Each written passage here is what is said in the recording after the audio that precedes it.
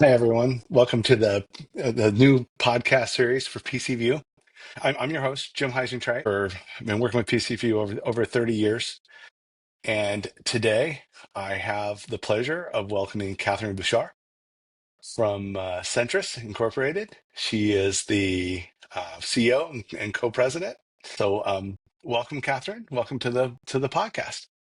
Thank you, Jim. Okay, so just for those of you who don't know you in the audience, maybe you could share a little bit about yourself. Yeah, of course. So I have a technical background. I study engineering at École de Technologie Supérieure, which is in Montreal. And so I'm an automation engineer. I have more than 15 years in the automation industry. I've been involved in 100 or more project, mainly with a manufacturing company. And the main goal of these company was to automate their operation, of course, on the plant floor using PLCs, SCADA system, and MES system. I have played several roles: a quality control, programmer, project manager, system engineer. Some of the project was, small. Other was a really major project. Tell us a little bit about some of the services that your company provides. Of course. So at Centris, what we do is we work with mainly manufacturing company. We offer analysis services. So when the company doesn't really know where to start, or they have a lot of tools in place, they want to make sure that there's a starting point from somewhere, and they want to go based on their strategic plan. Where do they define to go? So we make a plan with them and make a budgetary analysis and so on. Sometimes the client already has technology, already defined his needs or their needs. And in this case, we have for turnkey project for everything related to vertical integration. So this is how we call it. It's mainly between the machine and the ERP system. So everything which is PLC, SCADA, MES, and ERP connection. We also do the integration of additional equipment, for example, BLE technology or RFID technology to track the material on the factory. Maybe because you have the acronyms BLE and the RFID, maybe you could explain those two just a little bit, what they are. Yeah, of course. The BLE is like technology that helps to locate the material inside a plant. So when you move a product from a place to another one, you will be able to know exactly where this product is. So we mainly use that type of technology to track, for example, the material inside the plant. Right, right. So you're tracking it through at different locations, so you know where it is. Yeah, You could stop exactly. and start things according to getting that signal from from the RFID or from the BLE chips.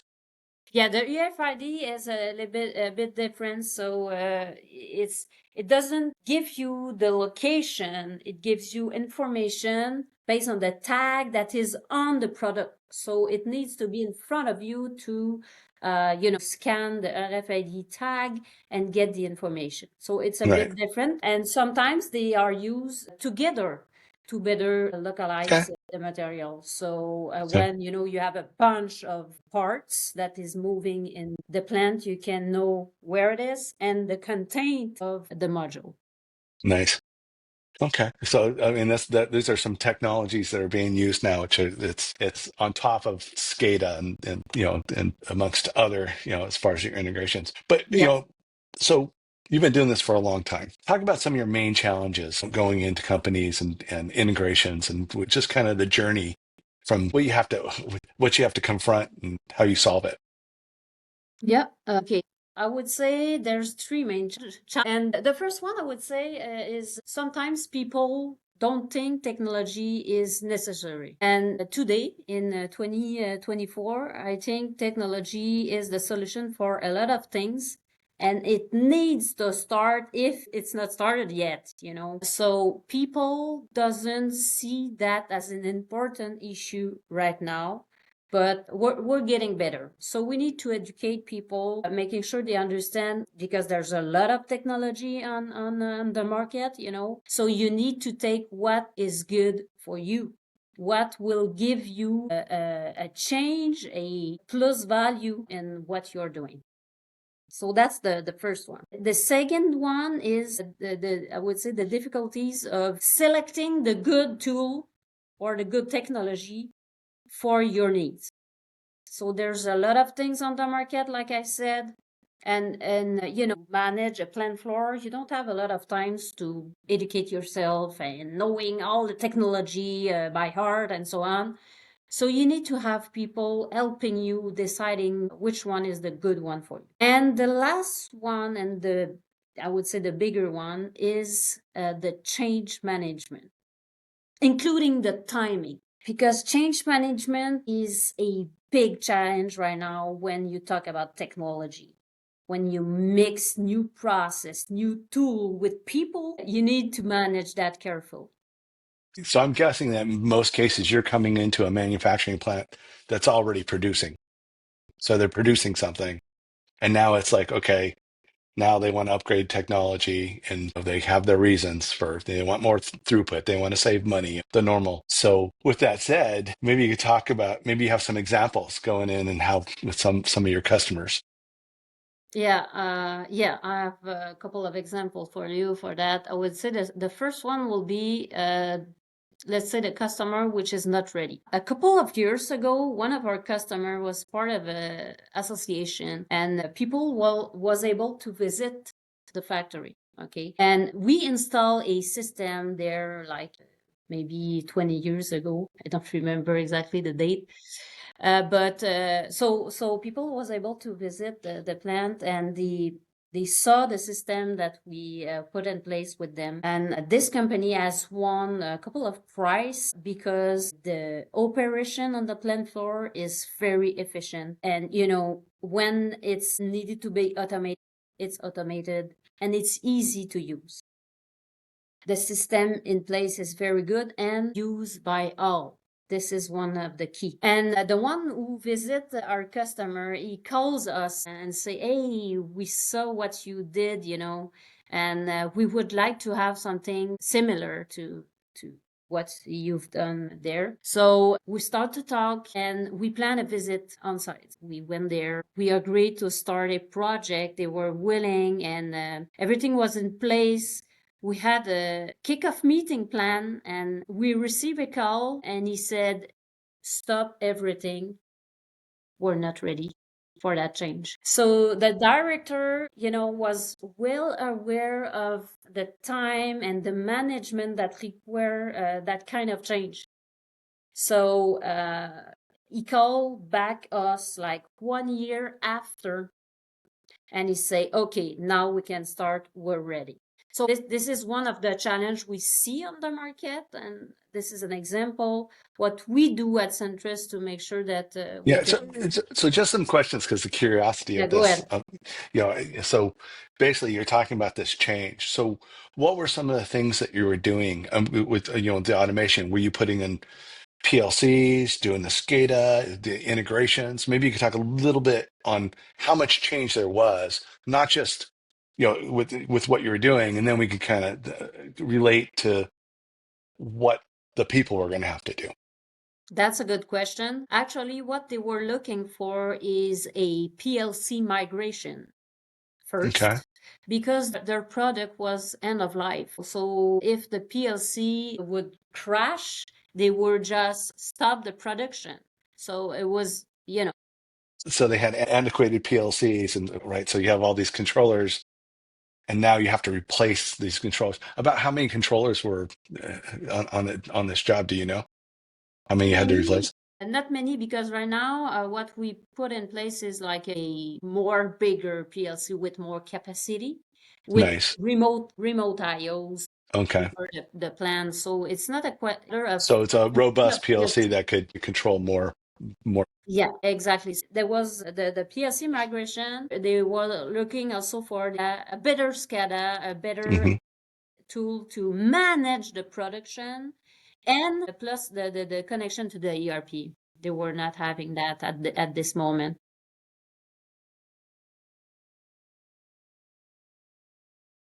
So when we talk about connection to the ERP, you're talking about downloading orders and inventory? Yeah, so mainly what we do when we do a connection to the ERP is we bring the work order at the plant floor level, and we broke the work order into instructions, Right. work Okay. instructions, and Wow. then Okay. send that to the machine and to the people on the plant floor so they can execute the Right. product. Right. And then at the good moment or at the end, we push all the material consumed to the ERP system so they Okay. can update, for example, the inventory. Right. Right. Yeah. Okay. Yeah. Very good. And how long have they been using this one now? So the first installation was in 2011. We continue to work with them, because these kind of So when you systems put it are in, live.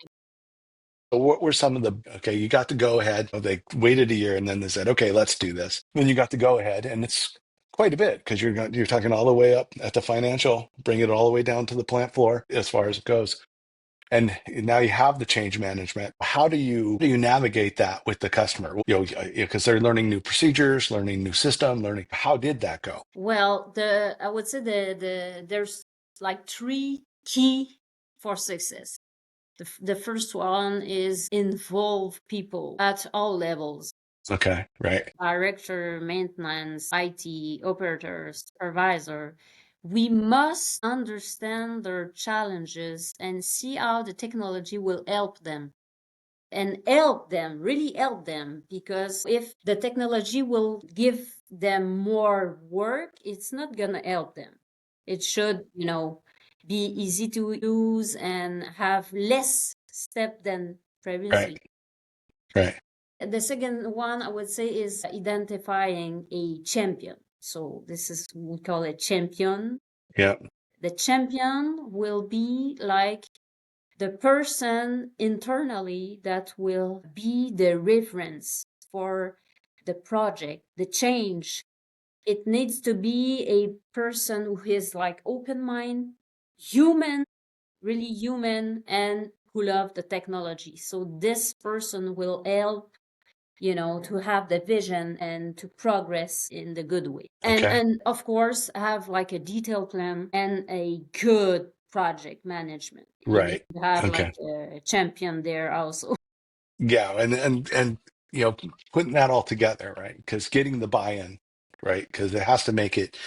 Everybody has to buy in. Everybody has to have a reason to do this, right? And like you said, making it easier, that's good. And having an inside champion, right? That helps you navigate because he's going to help you where there is the issues and work with you, and he's helping sell it internally as you go, right? And those aren't always easy to find. And then I'm sure that this is where you excel at Centris, having that strong project management and making sure that everybody's doing their piece because there's so many pieces you're bringing together. So that's, I think, that definitely, and it has to work. Of course, it has to work. But that's a really, I think that's a really good. You could just circle that into just for success right there. Yeah. It's Yeah, it's and, yeah, and very and good. it brings me another example that is illustrating a little bit that point, because when you're in a plant that, let's say, 100 people is working there, if you want to put technology, the challenge will be human because you will change the way they work. If you want the success of this project, you need to have all the people inside the boat. Yeah, yeah. One of our client talked to us and want to integrate a MES system and be an RFID technology on their production floor. And what they do, they produce goods, okay? And the product needs a couple of steps, actually a lot of steps, and some of them are automated, but maybe a lot of steps are manual.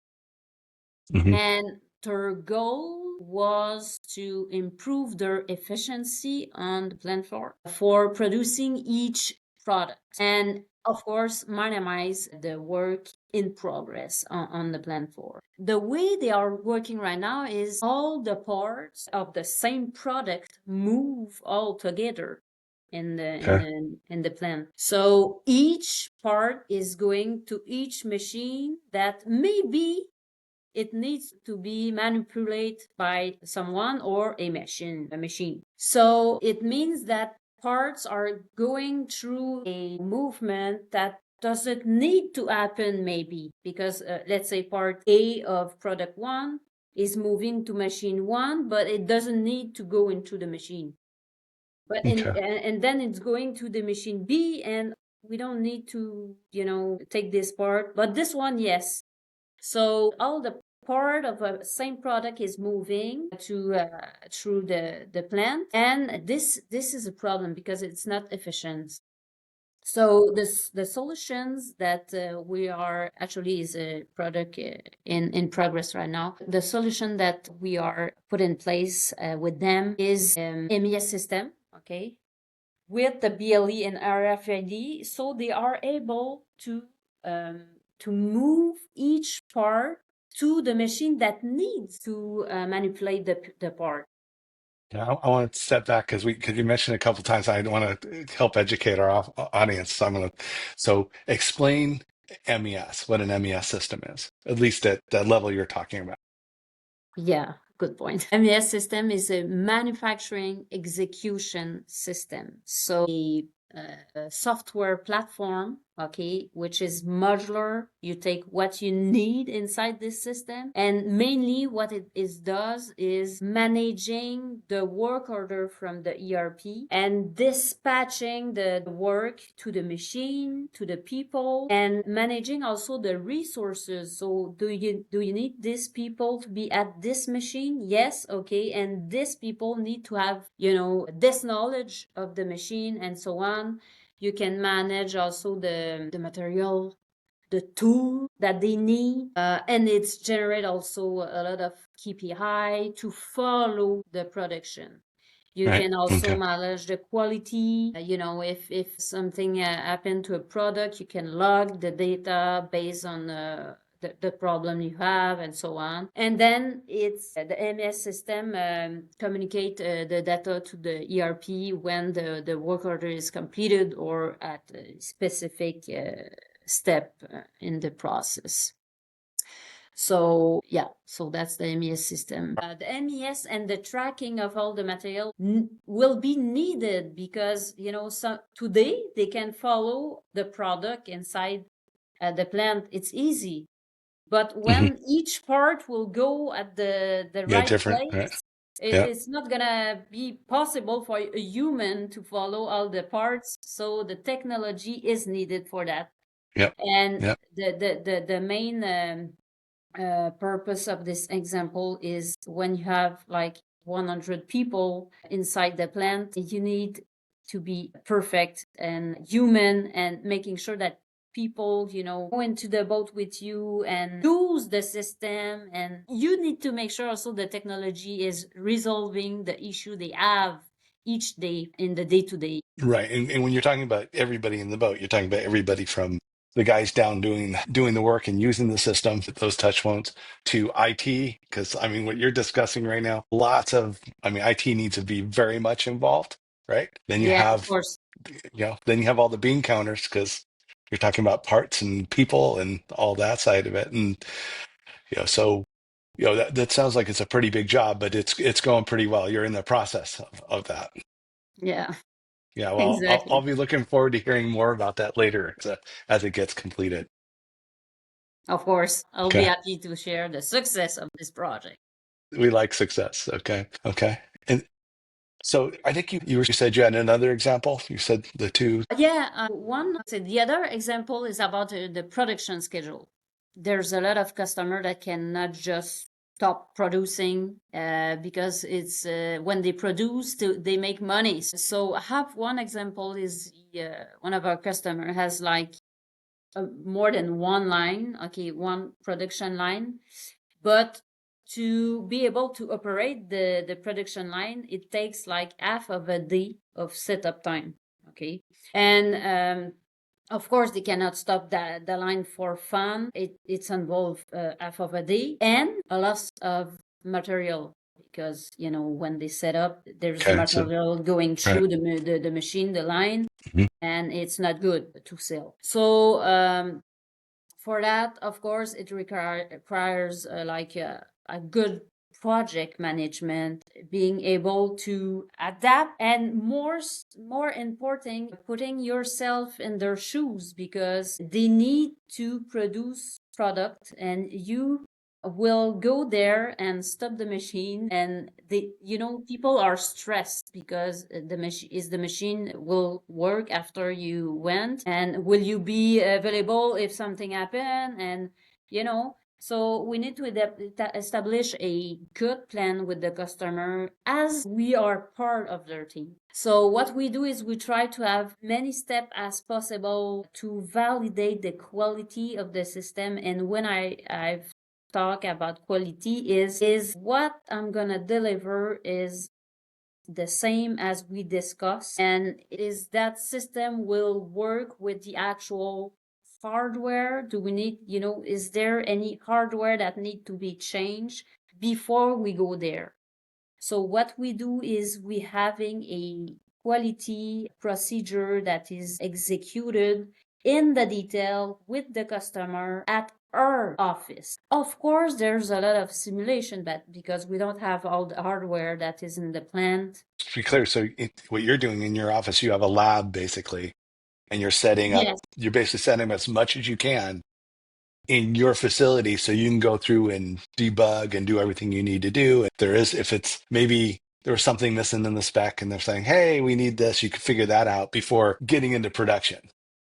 Yeah, because we're a lot of in the software, so it's easy to simulate. But for example, if we do a PLC migration, we will have the new PLC at our office. So we will be able to put the code and the program inside the PLC and execute the real code in the real hardware, but we will not have all the IOs. So DIOs will be simulated sometimes with an equipment that simulate the current, for example, or inside the PLC, we're gonna have code that simulate the Right. hardware, which And is that's the not. nice thing about the technology now with the PLC. It's easy to simulate values and for your IO. Yes, Yeah, nice. exactly. Okay. Okay. So I do have a question on, when you're going through this process, and it's just not just this customer, but customers in general when you're in.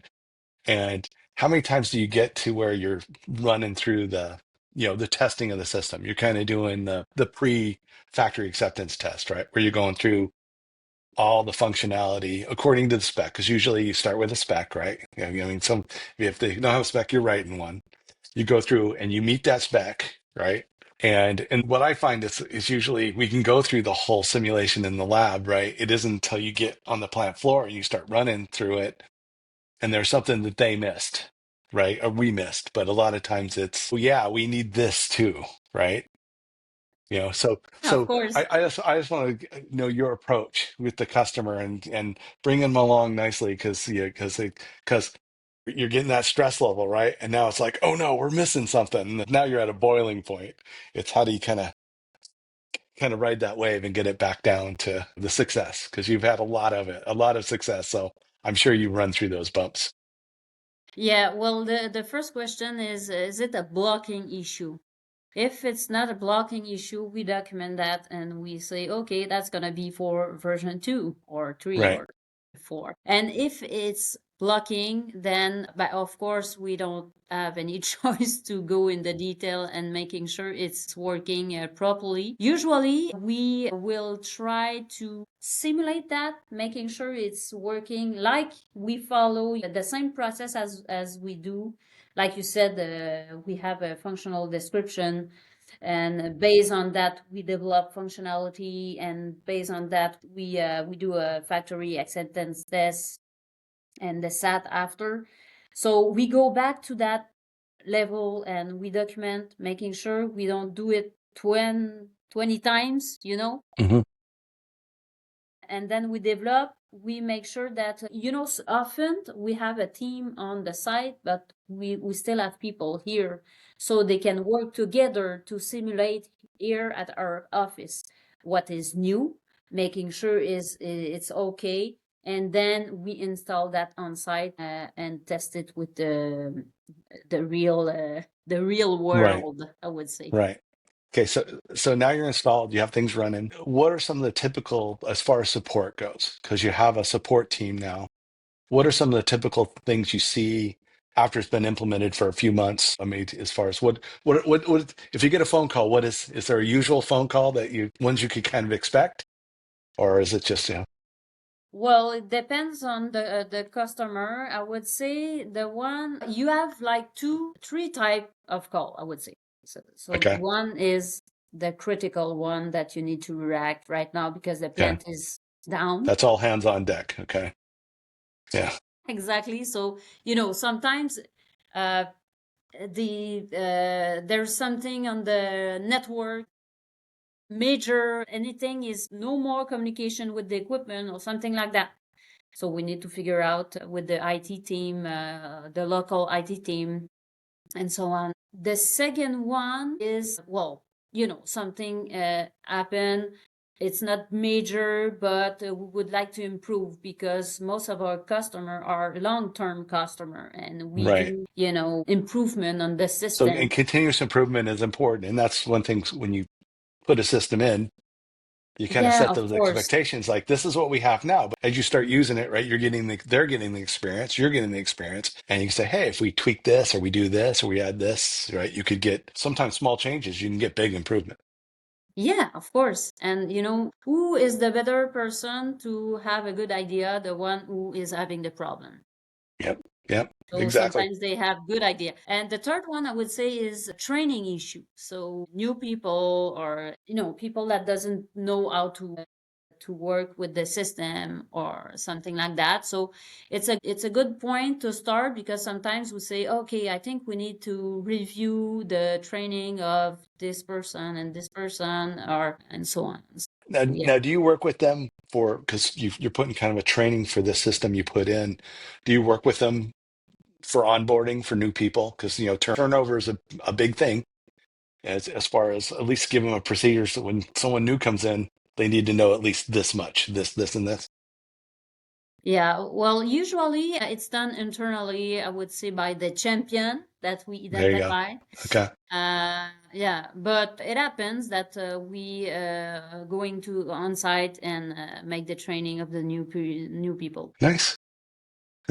So before we go, I'd like to just ask one more question. And really, it's where do you see the future of our space? Do you think it's continuing? I mean, as far as what kind of, maybe you could just talk a little bit about the future and where you see we need to adapt to some of the new technology, like AI and some of those kind of things. Yeah, well, from my point of view, because I'm more in the manufacturing industry, I think we need, of course, to get an eye on AI that will play a role, of course. There's several players that started to integrate AI into their software yet. Hmm.